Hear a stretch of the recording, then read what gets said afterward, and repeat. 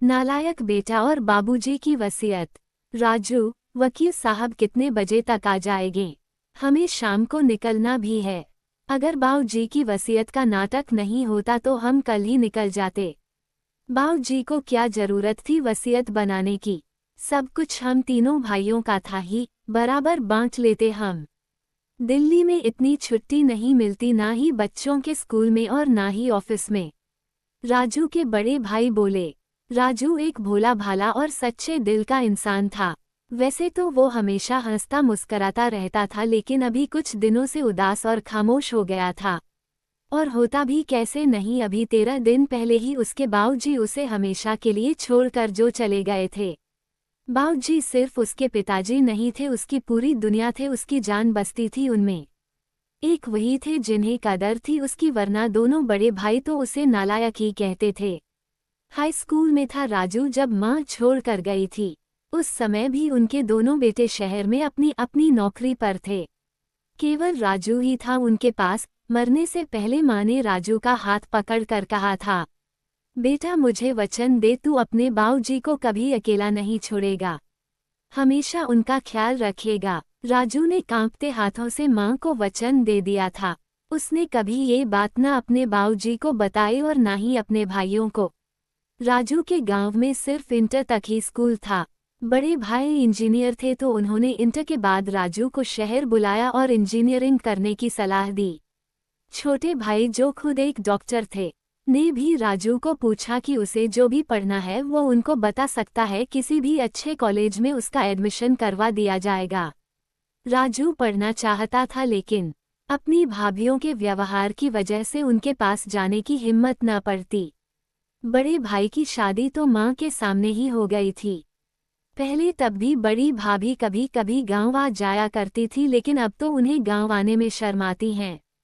छोटे भाई ने भी माँ के जाने के 1 साल बाद ही अपने साथ काम करने वाली डॉक्टर से शादी कर ली थी।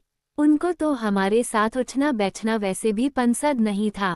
ऐसे में बाबूजी को वहाँ रखना सही नहीं होगा और उनको गांव छोड़ के भी नहीं जा सकता अकेले। हरी काका ने तो कहा था कि चले जाओ राजू बेटा, मैं रख लूंगा बाबूजी का ध्यान। लेकिन राजू का मन नहीं माना और उसने आगे ना पढ़ने का निर्णय लिया। बाबूजी ने बहुत समझाया था, लेकिन राजू अपने निर्णय पर अटल रहा। दोनों भाइयों के साथ साथ गांव के और भी लोग बाबूजी से कहते कि उनका छोटा बेटा तो नालायक निकला। बाबूजी कुछ नहीं कहते, बस मुस्कुरा जाते थे। राजू ने गांव में ही रहकर खेती करना शुरू किया और इतनी मेहनत की कि हर साल सबसे ज्यादा फसल राजू के खेत में ही होती।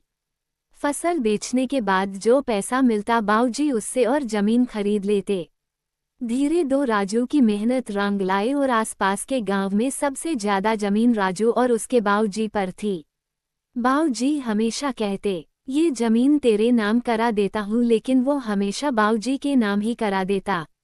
बाबूजी ने पास के ही गांव की एक लड़की से राजू की शादी करवा दी थी। शादी से पहले राजू ने कहा था कि एक बार वह सुनीता से बात करना चाहता है। उस समय सबने उसका मजाक बनाया था, लेकिन बाबूजी ने हंसकर हाँ कह दिया था। राजू जब सुनीता से मिला तो उसने माँ के वचन के बारे में बता दिया था और यह भी कह दिया था कि भविष्य में कभी भी वह उसे भाभीियों की तरह शहर जाने को न कहेगी। वह अपने बाबूजी को छोड़कर कहीं नहीं जाएगा। राजू का अपने पिता के प्रति इतना प्रेम देखकर सुनीता तो वैसे भी उसकी दीवानी हो गई थी। वह अक्सर कहती भी थी कि वो बहुत खुशनसीब है जो उसे राजू जैसा देवता पति मिला है। राजू की भाभी इतनी घमंडी थी कि वो सुनीता को 3rd क्लास लड़की कहकर ही बुलाती थी। सुनीता ये सोचकर जवाब न देती कि साल में कभी 2 तो आते हैं ये लोग, अब क्या बहस करे इनसे। बाबूजी की तो आंखों के तारे थे सुनीता और राजू। भैया वकील साहब आ गए हैं, राजू के छोटे भाई ने कहा।